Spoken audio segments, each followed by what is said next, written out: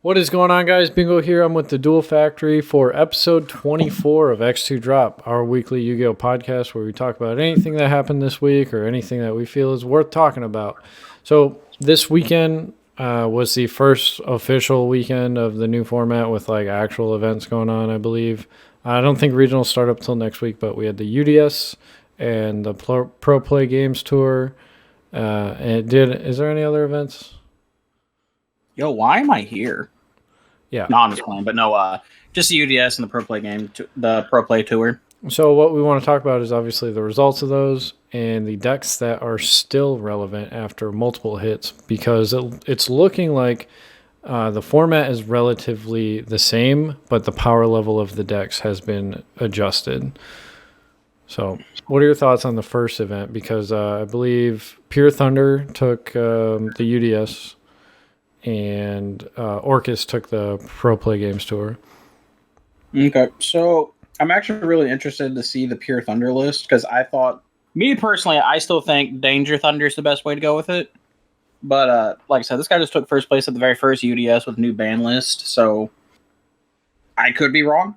But I can just imagine he just played Pure Thunder because like the ability to play hand traps and whatnot, so that's probably something to keep in consideration. For the Pro Play Tour event, Orcus won that event, and Gizmek was like really big in all the Orcus decks this weekend, wasn't it?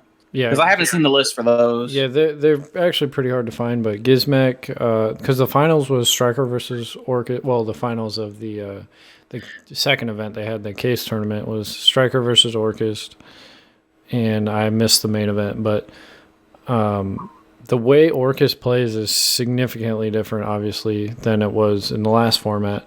It's a lot more control heavy. Yeah, don't you focus more on the... Because this is what I've seen running around. I don't know if this guy played at the Pro Play Tour event, but I see a lot of them are playing the Top Logic combo. I see a lot of them playing that.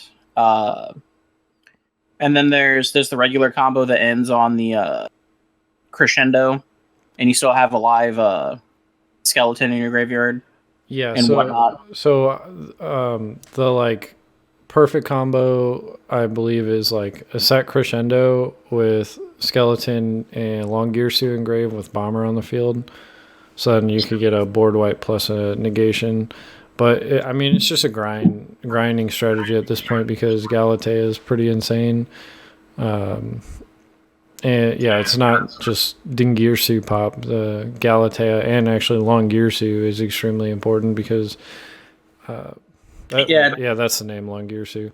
Yeah, just its ability to send your opponent's cards to grave is really good post turn one.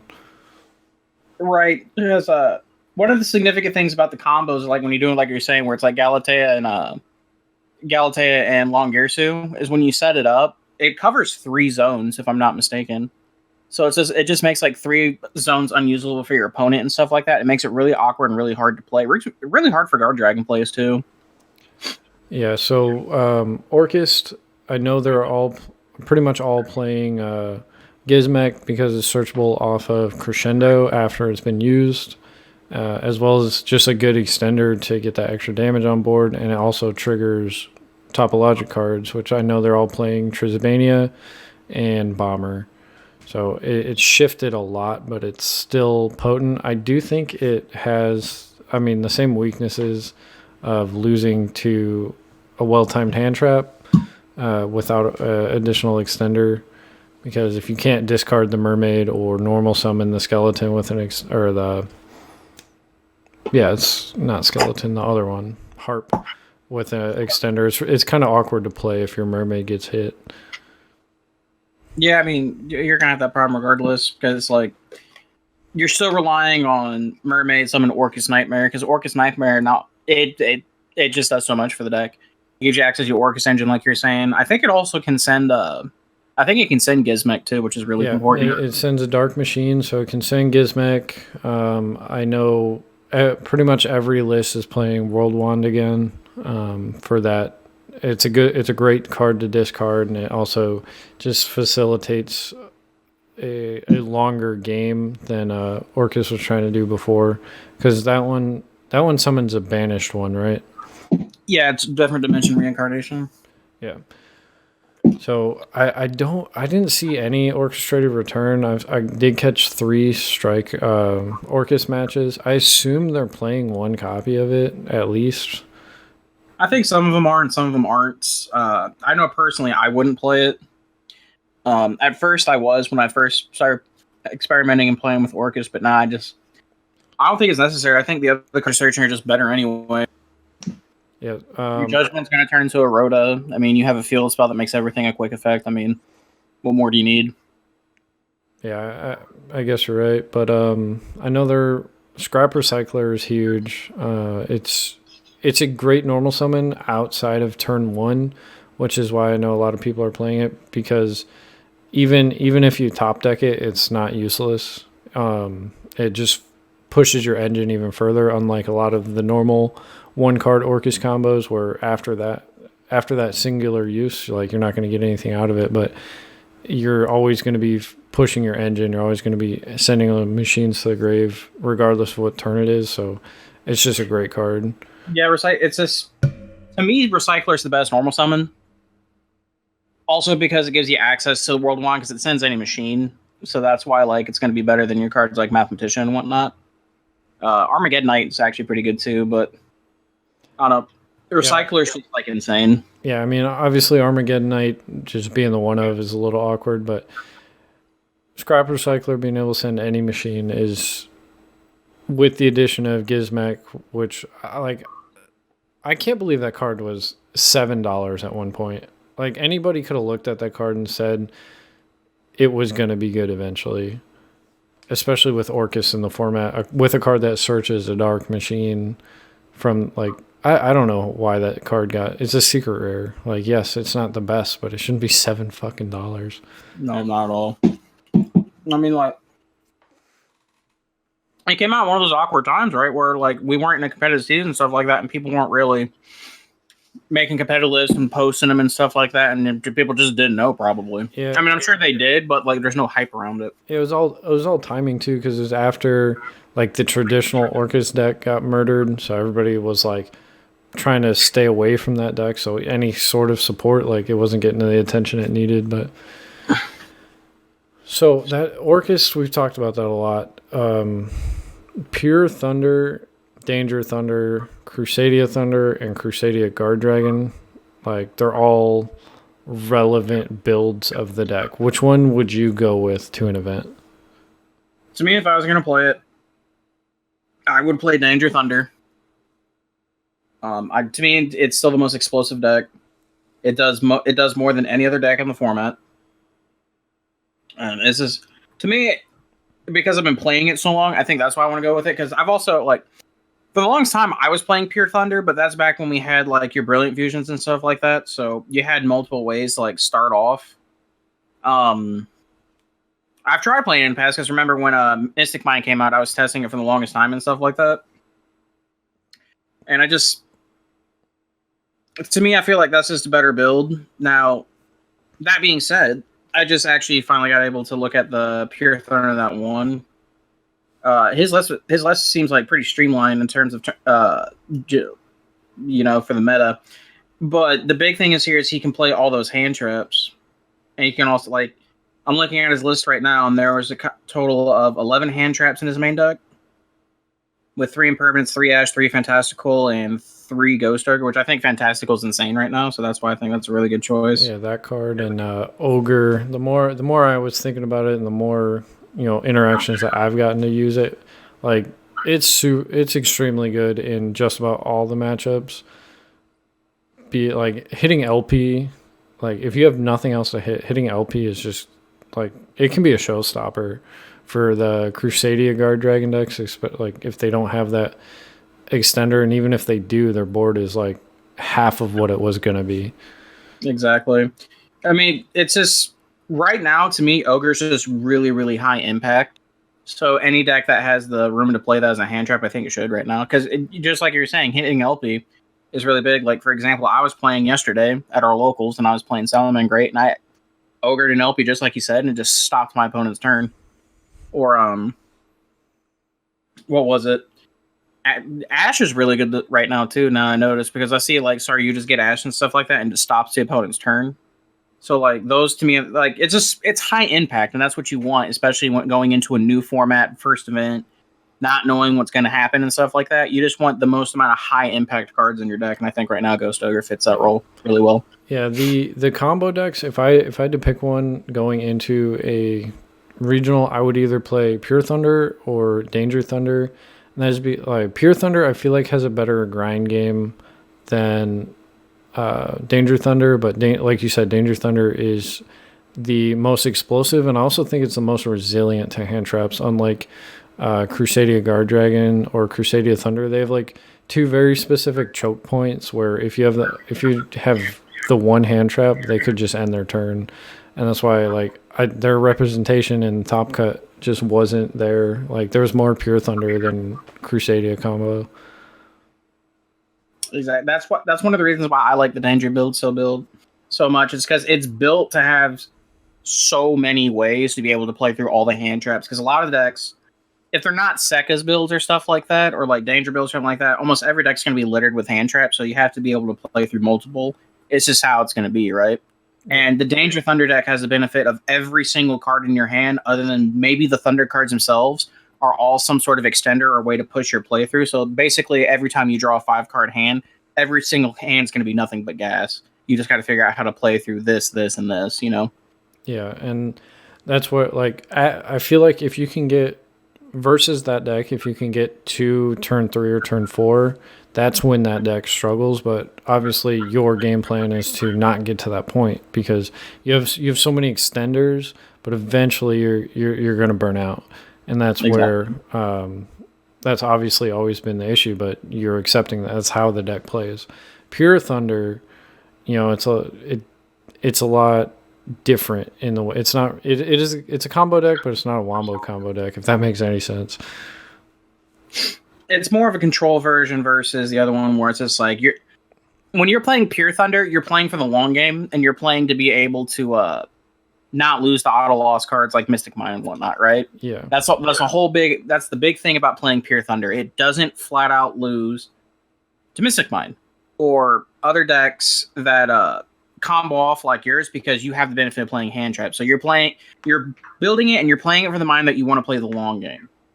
That's the idea behind Pure Thunder, whereas in Danger Thunder, like all you want to do is combo off, play through everything, and unfortunately, when you do that, you're conceding to Mystic Mine game 1, but the risk is higher than the reward's bigger than the risk in that deck, so that's why I think it's so successful versus the other one, but, you know, that's just my opinion. Yeah, and just speaking of Mystic Mine right now, obviously, just the pure Mystic Mine deck is basically non-existent anymore after the hit to Metaverse.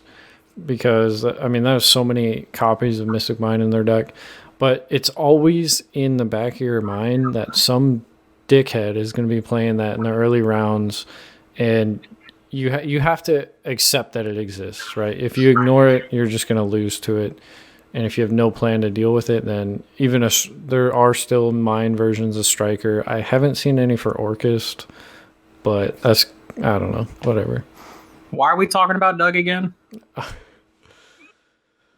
Oh, all right. So, with that being said, that's why I don't want to like Crusadia Guard Dragon. That deck hasn't changed since the first time it topped the YCS, right? Or I think it top 16, like right after the Guard Dragon. Yeah, the very first YCS. It was YCS Chicago. It really hasn't changed, and that's why I'm confused with all the hype around it. Especially with the Megaton promos being 2 weeks away, like that version of the deck loses to Nibiru way more than Danger Thunder does. Is this one of those decks, man? Like almost every single hand's playable. So, like any two Crusadias, you're comboing, bro. Do you feel like people are going to start playing Crystal Wing instead of Hot Red for Nibiru? I think it's once you get to the point where it's already too late. That's the problem. See, if I had that card in my hand, I would hold it until the Agripane is summoned. I mean, that's just how I would play it. but I don't know if that's right or not. I haven't done any testing, but when I was going through it in my head, that's how That I would seems use right. it. That seems right to me. But like I said, it just depends on how you go about it. Because like once you hit the fifth summon, that's when everything's going boom, and you just get a rock. You feel me? Yeah, but you don't have to activate it on the fifth summon.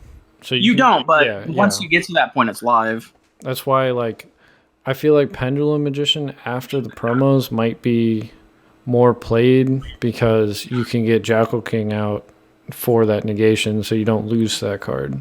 But I don't know. Those promos are definitely interesting to say the least. I think the game drastically changes when the promos come out because I don't know how much combos actually going to be running around because that card's like there's so many mind games you can play with those cards because you have like what Dark Ruler No More is also coming out, which is just basically like you don't get to play. Yeah, Nibiru like clears the board like so there's two things I want to like with Nibiru. Like it's super funny going into game two and you're going second against combo and you just start like counting out their summons like you're not like you're making it obvious but you're not like making it super obvious so like there's so many mind games like back in the day when you'd feign having gores, right? Like exactly. I don't know. And then the Dark Ruler No More, that card scares me in the sense that like combo can use that card, right? Going second. Mm-hmm. So they side it in and then they blank the board and then they full combo. Yeah, they don't take damage, but like they just full comboed and killed your entire board. So I don't know, that card is a little iffy to me. It's scary. I'm scared. Well, you have to like. So I always play combo, like I just usually do, and I'm just like, I feel nervous about the card. I know there's ways to play around it, but like, your hand has to be so specific sometimes, and it's just like, Yeah, I mean, you can't respond to it with monster effects. So ideally, your combo ends with some form of search, spell, and trap negation in the back row, right? mm-hmm. But then they could just pop that card, and then I don't know. The game is going to change significantly after the tens. We'll just leave it at that. Exactly. All right, so shout out to DZ for top fouring with I fucking Altergeist. Yo, this man's reckless as shit. All right, so hold on. I just saw his list in the Altergeist group, so let me pull this up real quick. But when I saw that, I was like, "What the hell is going on, bro?" Like, All right, you want to link it? I'm trying. All For right, some reason. so Altergeist got top four of the UDS. Salamangreat and Sky Striker both were represented. Sky Striker, I think they've all shifted to a more control. I say more control like it already wasn't. They're playing purple cards again, like Strike and Warning, just for that going first aspect. But then I've seen some purely going second versions, so there's no like solid way to play the deck. I still don't think the deck can stand up to combo right now, but I've been wrong before. It's just something about that deck, man. So because I've had to play against Josh playing it twice now, and like, it's just one of those decks. Like, the longer the game goes, like the better it gets. Yeah, And like, if you can't answer their strategy, then like you're gonna lose. It's probably gonna be 6 turns from now. But if you can't stop their fucking cards, their multi-roll, then it's and Ray's a fucking hell of a card. yeah, it is, dude. Like, oh, it's okay. So to me, right, like we are talking about Sky Striker. I'm not imagining this, right? Yeah, okay, so I'm not gonna lie to you. Just like dazed out there for a second, but so Striker, right? The better a player you are, the better the deck's gonna be, right? Like it's super technical. It's one of those decks that's not forgiving when you waste your resources and stuff like that. So you really have to like conserve what you're doing, and it's reminding me a lot of the Spiral deck after it got hit because now you're relying on a lot of power 1-ofs, right? Especially like you're saying multi-roll. There's like 7 different 1-ofs in the deck. Exactly, and then you're gonna just like you just see people playing it and stuff like that, right? And then I don't know, man. It's just like it's such a technically hard deck, but like when you have like a solid player behind it, like that deck's like unstoppable. I'll be the first to admit. I play Thunder. Like Yeah, it's just it's just it's so hard to play with certain hands right now because like there's 7 1-ofs in the deck, half of which you don't want to see right away, and one of which, if it gets banished, you just like lose the game. So right. you definitely have to know what you're doing. That's why I think obviously full power striker with 3 roll, with just 1 drone, so it's the only hit, 3 Kagari, 3 roll. That's why you saw a lot of like mediocre players doing well with it. Like now, if a striker player is topping, he's probably been playing that deck for the past year and a half. Yeah, he's been playing it. He's probably been playing it for a while. Like he knows the ins and outs of it and stuff like that. And it's just like Yeah, because you got to control the board and then have an explosive turn and just end the game. here's what I'm gonna say. So in the history of Yu-Gi-Oh's game, right? I think the general consensus is the most powerful cards in the game and the most high impact are all spell cards, right? Because Yes. look at the ban list and you look at some of the cards that are banned. So, like, you have cards like Confiscation, the Forceful Sentry, Painful Choice, and then we'll fast forward Pot of Avarice. Pot of Avarice, and then you can go even further, and you can say hands on one of the best spell cards ever printed, Spellbook of Judgment. Like that card was insane, right? Yes. Just all super game breaking, high impact cards, and they all have the same thing in common as that they're spell cards. Now you look at the Sky Striker deck, and they have a super, super high impact card that's still at 3, and that's Engage, right? Like, that card's insane. It's an archetype specific Pot of Greed. Well, I'm just going to, because like you get a search and draw every time you resolve it, and it's not a once per turn. So it's like, Yu-Gi-Oh is basically being ruled by a deck that's just nothing but like on general 30 high impact cards. And then like multi-roll, I've said it before, multi-roll turning everything into fucking super poly is stupid. Like a spell speed 4 Twin Twisters or a spell speed 4 like mind control that like it just gets retarded. But I'm gonna be playing Sky Striker this format, so I'm happy it's still playable. But do I think it is out of the top 4 decks? It's either number 3 or number 4. I don't think it's better than Orcus, and I don't think it's better than Combo. I think what it has going for it is, to me personally, I still think even though the deck's just like it's been like not murdered, but it's been like ravaged by the ban list, it's still consistent. Like your hands are all going to do the same thing. Which just makes Shizuku watch it get Ash and pass, so there's that. Yep, exactly. And then we have Salad, which you played at the Worlds event, which was a little different, but Salad is actually looking pretty good. Like I might actually play it, especially with the upgrade to Foxy. I like it so far that I've been playing it. Like, so you still have the 3 Signet Mining, the actual copy of Gazelle itself, Solomon Great Circle, and Lady Debug. So you still have 6 copies of your best opening card to go with, and the card that's gonna let you grind, let you play, and stuff like that. The only complaint I can make that I had this weekend, and that's because I didn't have time to really change over my list. So I was more or less playing just like a revamped version of my Worlds list. Is I opened a lot of hand traps, and a lot of the hand traps you play don't really move forward with you doing what's Salad one. Yeah. So that's kind of a bummer, but after I sit down and actually look at the list and stuff like that, like I think the guy idea just like making your Foxy more live every turn.